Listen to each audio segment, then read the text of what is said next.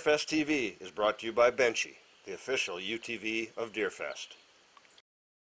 Bergstrom GM of Oshkosh and the all-new 2014 Chevy Silverado. Horny Buck Seed Company, growing the bucks of tomorrow. Whitetail Dreams Real Estate, buying or selling, trust the professionals at Whitetail Dreams Real Estate. Gold Tip, the official arrow of Deerfest. Diamond by Bowtech and the all-new Infinite Edge, the last bow you will ever have to buy. Deerfest TV is also brought to you by Rage Broadheads, Elite Archery, Field Logic, and Budweiser. Well, welcome back to Deerfest TV, everybody. We got doubly good news this week, don't we, Dustin? Yeah. For those of you who follow around and watch every week, last week the big news was that Boomer was gone. Luckily, Boomer was returned. We have Boomer's back at home with Casey. He's been on a couple tracks. He's found a couple deer since he's been back home. He was found 20 miles from home. Was lucky enough that he was recovered safely. He returned home safe. Everything checked out at the vet, went well, and he's been back out on tracks since then. Yeah, I think he's recovered 3 deer since. It's just great news. We appreciate everybody that helped out with that. The other good news we have is also really exciting news. Most of you that are watching this are watching as a result of having attended Deerfest, the event, and therefore we've got your email and we're letting you know about all these shows. But Deerfest, beginning in 2014, has a new home. We're actually moving the event to the Washington County Fair Park, and you can check out their website. It's wcfairpark.com. A great facility. It's going to allow us to grow and expand. It's just 45 miles south of where we've been in the past, a little bit closer to our 2 largest cities. So really, really excited. Stay tuned. There'll be more news on that. But Deerfest is going to continue to grow and get bigger and better every year. Right. And here we are again shooting an open live. We literally just got out of the woods this morning. Got the camera equipment out, got cleaned up a little bit, and we're shooting this open. We shot some other stuff for the show, but the hunting's been slow the last couple of days. We've got a little bit of a warm front that moved in here. It's warmed up. It's going to be almost, you can see we're outside in short sleeves today. It's supposed to be a high right around 60. Where's the rut? When is it going to happen? Well, certainly right now the warm weather is something that's kind of holding it off. There's been a couple nice deer shot, in the last 4 or 5 days in this area. So I think they're starting to move a little bit. We just aren't seeing it on a consistent basis. Yeah, deer are doing what they're going to do with the rut, because of the daylight. That's what really, the daylight hours and the moon phases drives the rut, but it's warm. I said, we're standing here in short sleeve polo shirts. It is going to be warmer tonight on November 5th than it was for our opening night of bow season in mid-September. So things have been a little bit slow. I'm the one with the tag, so I'm out there all the time. But I guess you're being tortured more because you're running the camera. But we sat this morning for 3.5 hours, never saw a deer, which is really strange in areas that we're hunting. Right. It's just that time of year where at any moment things could pop loose, though, and really start cruising. And we're supposed to get a cold front push in here at the end of the week, which will make a big difference. So it's something we're really looking forward to. The action getting a little better because, like you said, it's been slow, especially when you're the cameraman, getting up, going every morning and sitting there and you don't even get to shoot anything. But hopefully it starts picking up. We start seeing some good deer. They're in the area. We just got to get them up on their feet. Looking forward into this episode, on the Back 40 this week, we're going to be talking about food plot, location, shape, and design. Why you should choose to put them in certain areas. What kind of shapes are effective. Can you use certain terrain to funnel deer? All different kinds of things. We're going to start really getting into the in-depth stuff of the project, really talking about why we're putting food plots where, why we're shaping them like we are, and then further episodes moving forward will be why we're planting stuff there, and, we'll really get into the depth of the 3 important things: food, cover, and water on that piece of property. Yeah, it's we're really getting into some good stuff now, so you enjoy that. And, speaking of good stuff, we've got Megan in the blind on Young Bucks this episode. Watch that. I love sitting with her. She's so patient, so good. She, comes to draw on the deer, but, I guess we're still waiting, but that's going to come together. But, we're working with a really good company in Deer and Deer Gear this week. Right, yeah. Under Armour. What more do you need to say? The name kind of speaks for itself. They've been innovative in the athletic industry for a long time, and now they've really carried that over into the hunting industry. We're going to sit down with Colby Folks at the ATA show. He's going to show us their new technology that's coming out in their hunting world. I think it's something you guys are really going to love. it's different, it's unique. You know, it's definitely, it's Under Armour. It's cutting edge. It's something you wouldn't expect anybody but Under Armour to come out with. So we're really looking forward to you guys hearing about that. Yeah, that and then this week in Deer Raw, we've got some great footage. It's actually from the back 40 property. You know, we're working ahead of stuff here and showing a really cool, mature 8-point. He's even got to look real close. You're going to see a little drop time, but you know, the rut's got to happen sooner or later. So he's starting to show some, you know, rutting activity. Right. Yeah.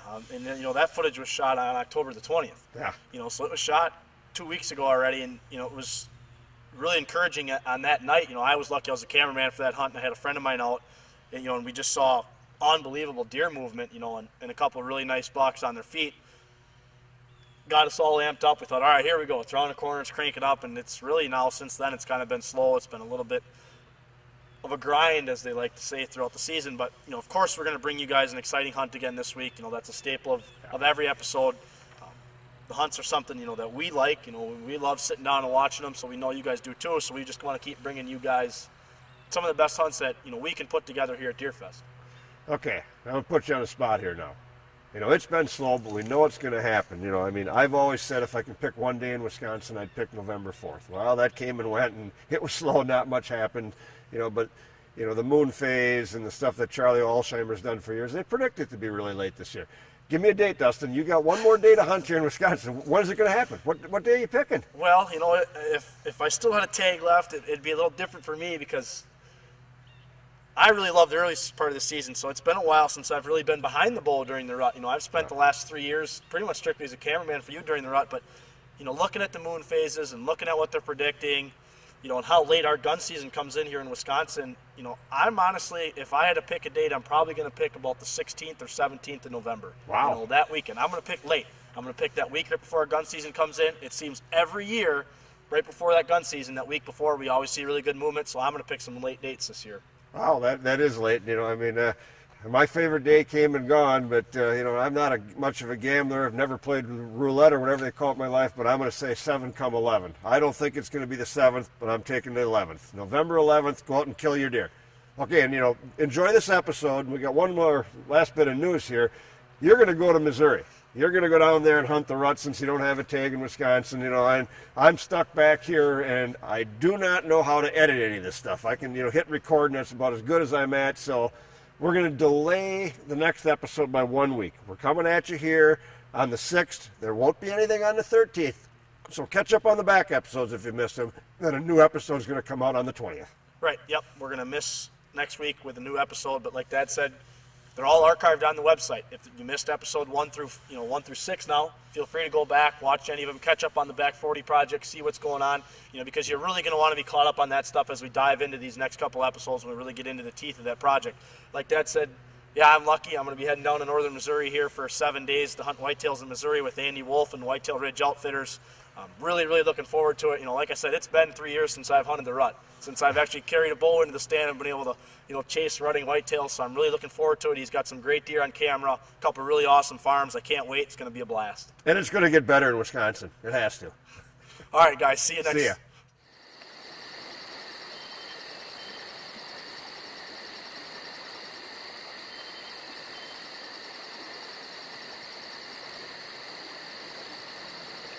Hey everyone, I'd like to welcome you guys to this week's Back 40 segment. And this week we're going to be talking about food plot location and design. And we're really going to be focusing and kind of starting to look in at the Tigerton 120, the TV property here that we've got through Whitetail Dreams Real Estate. And we're going to kind of get into the teeth of this project, you know, what it's really going to be about. You know, when we look at the property here, I mean, we've pointed out the field locations that we've had, you know, and we're lucky that with this property we're really going to focus on just implementing those fields where they're at and not really focusing on creating new ones. But we also understand that necessarily on your property you may not have large established fields and you have to go in and clear them. So we're just going to kind of talk about some things that are effective when we're talking about where we want to locate them and how we want to design them, shape them, and lay them out. You know, when we talk about location, there's two really important things. You know, we want to talk about getting them close as you can to bedding and to cover.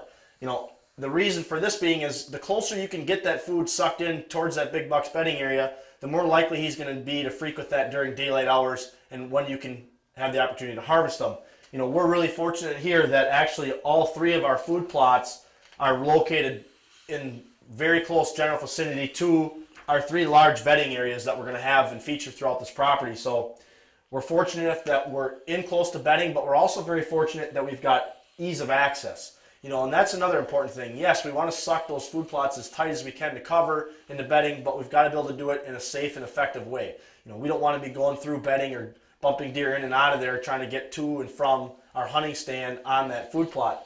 The other thing that you really got to focus on is whether this is going to be a hunting food plot or a destination food plot. We've got one very large destination food plot on the property here, and that's more or less going to be a food plot that we don't necessarily hunt, but it's just going to be there for a year-round source of nutrition and food for the deer. And we're going to focus our efforts hunting-wise on the 3 other food plots that are already there and established. So we're fortunate enough that they're close to cover. So when you're looking at your own property, try and tuck those food plots as close to cover as you can, but also allowing yourself a very easy access route in and out that you can get in and out without bumping and spooking deer. A big mature buck, if you bump him once, more than likely he's going to flush that area. If you bump him twice, he's more than likely gone for good. You probably never see that deer in the area again. So having a good access route to get in and out is very important. We're lucky that we've got them. So now that we've kind of talked about where you want to try and put them, in correlation to bedding, it's also important to put them in areas that deer are going to frequent. You don't want to stick a food plot way up on some corner by a road where it's going to be hard to hunt. We're fortunate enough that these are located generally in the center of this property. They're away from areas that are going to get pressured. It's areas that deer are going to feel comfortable. So those are important things to remember when you're locating your food plots. When we start going into talking about design, that necessarily can be size, it can be shapes, a lot of different things. When we generally talk about a hunting food plot size-wise, we don't really want to get much bigger than 3 to 4 acres for a size. And you don't want a food plot that's going to be so big. Yeah, it's great we can see all these deer, but it's really, really hard for us to get a shot because the deer don't necessarily have to funnel or bottleneck through. So that's something when we talk about shape that's really important. And that's a lot of times creating funnels and bottlenecks in your food plot. And that's something that, when you're carving them in, when you're putting food plots in, when you're starting from scratch, you can really focus on trying to create these bottlenecks or funnel points in your food plots. They're great ambush points for you as a hunter. It's going to force a deer to bottleneck down within bow range of your stand and present yourself with a great shot. When we look at a field such as this top one here, the field is actually a little bit bigger than what we would like for a hunting food plot. It's pushing that 3.5 to 4 acre size, so it's large. Deer are going to be able, in this field, we're not going to be able to get a shot at them. So a technique that we're going to use on this field, and it's something you can use on larger food plots as well, is we're actually only going to plant the outer 40 yards. We're going to come 40 yards off of the timber around the entire food plot, and that's all we're going to plant. So that in doing so, we're forcing the deer to walk within 40 yards of the timber edge, 40 yards to the edge of the food plot and in. So by doing that, we're going to allow ourselves to put those deer within comfortable bow range for us. If your comfort range is 30 yards, well then just plant the outer 30 yards. Don't be afraid, don't think, oh, I've got this whole area, I've got to plant it all. No, you don't necessarily have to do that. If you've got destination feed fields that are going to feed deer throughout the year, use your harvest plots as small harvest plots. That being the fact is that we want to use these to harvest the deer. Yeah, seeing them is great. Being able to sit on a 7 to 10 acre field is awesome. You're going to see a lot of deer, but it can also be frustrating to see all these deer and not get a shot at them. So the technique we're going to use here is just planting the outer portion of this field, leaving the middle part still stand in the grass and fallow weeds, forcing those deer to walk the edges past our tree stands. Now when we move in, talk about another thing you can do for design. When we look at this food plot, it's large. It doesn't really offer a bottleneck or anything where we can pinch deer in. So a technique that we like to use is create travel corridors or entrances into this food plot. We've got 2 beautiful inside corners on this food plot located here and here next to our bedding.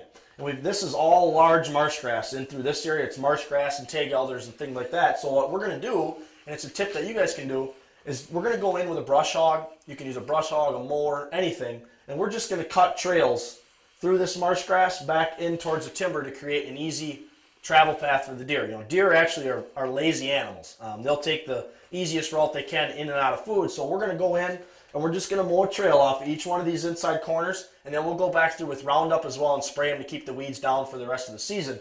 But the purpose is, by now creating 2 major entrance points for the deer, we've created 2 ambush spots for us where we can actually suck back off the food plot, hunt along the timber edge with a corresponding wind. You know, we're allowing ourselves to hunt this on an east or a west wind now by creating those 2 travel entrances. We can set up with a wind favoring us off of each one of those entrances and hopefully catch the deer coming in and out, creating an ambush point, using them going to the food, but not necessarily hunting them on the food.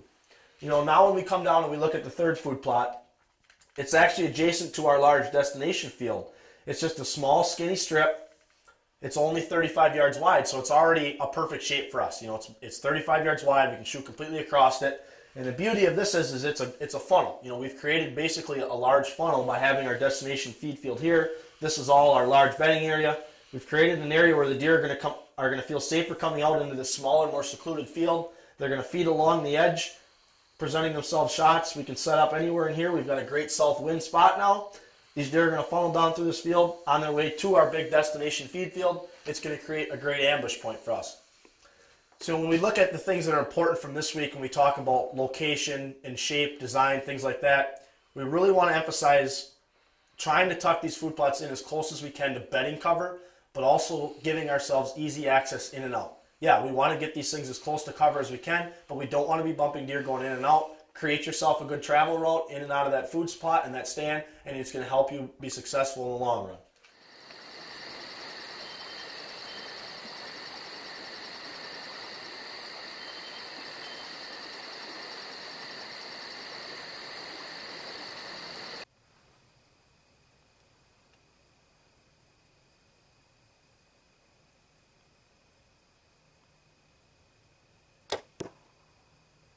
Well, your height is absolutely perfect.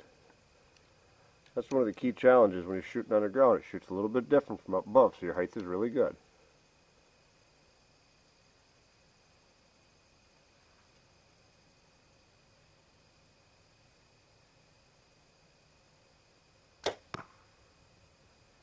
Dead deer. Are you ready? Yep. All right.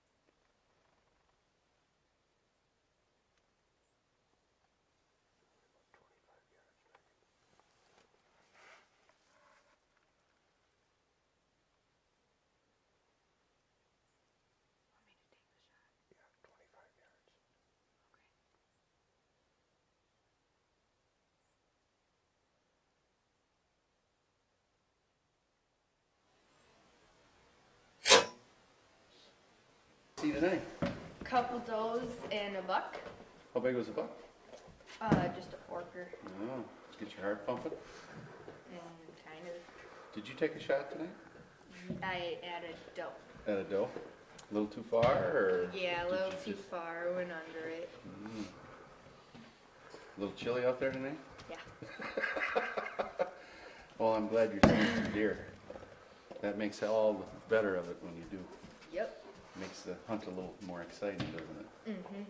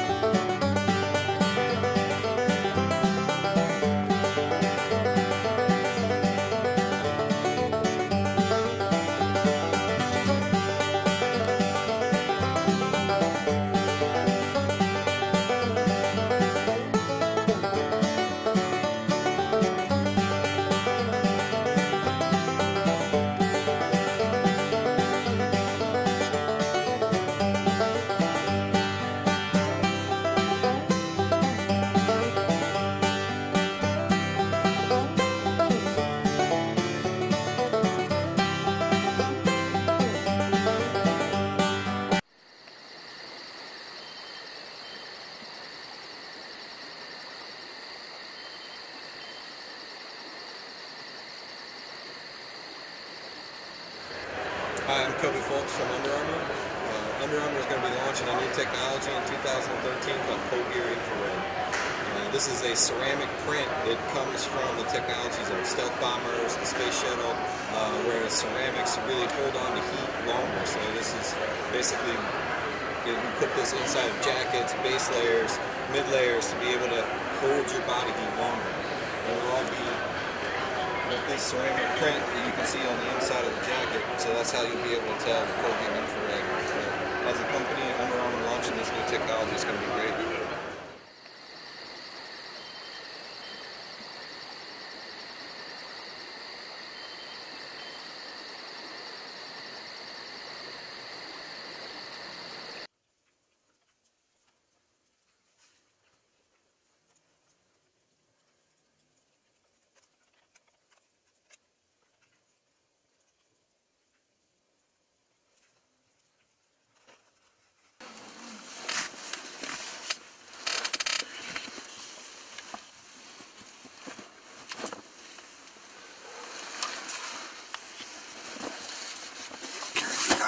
Because we got a nasty snow tonight, don't get all wet, but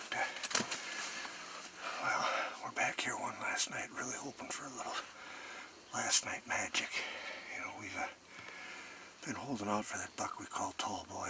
Great trail camera pictures of him, but he's just been non-existent. So tonight, you know, last night, we're gonna hope for some magic.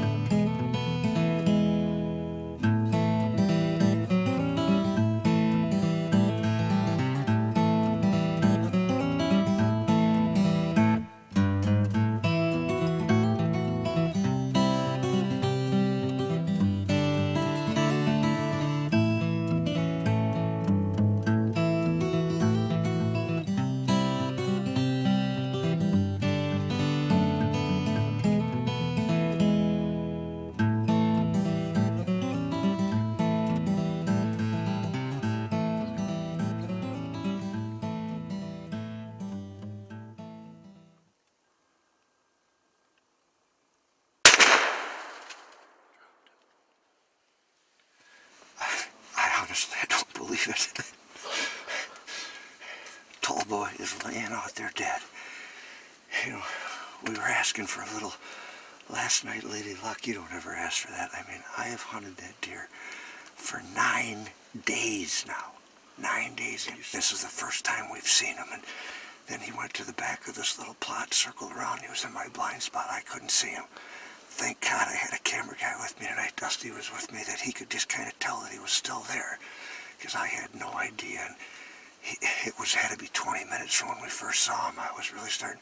I said, this is worse than turkey hunting and a big tom hanging up. But you know, finally he started to move through here. Like all these deer will move up past the spot. They go through this big pine plantation up to the main food source. So you know, we were just hoping that finally he was going to come in here, and he finally turned the corner. And you know, I mean, I could have probably let him walk a little bit longer for better camera stuff, but we were running out of light. And you know, after you hunt a deer for 9 days and you never see him, the first chance you get, you know, I mean, and you know, at 35 yards with the old night, you can see he went right down. I mean,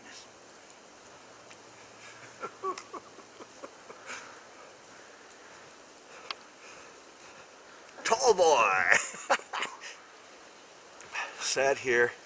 We hunted him all 9 days. Just amazing. What? I don't believe it. And never saw him. We knew he was here. Trail camera pictures. And we just asked for Lady Luck on the last night, and Lady Luck shined on us. I mean, just incredible buck. Incredible. He's bigger than what we thought. Big old mature whitetail. I'm stunned. I literally am stunned. The mass, brows, you got a kicker off this brow, you'll have 9 scoreable points. You know, everybody gets so wrapped up in score, and who knows what this deer is going to score. We knew he was old and mature, and you know, he's a Tall Boy for a reason. He might have an 11-inch spread at the widest spot, but look at that buck. I mean, he's too cool. Too cool.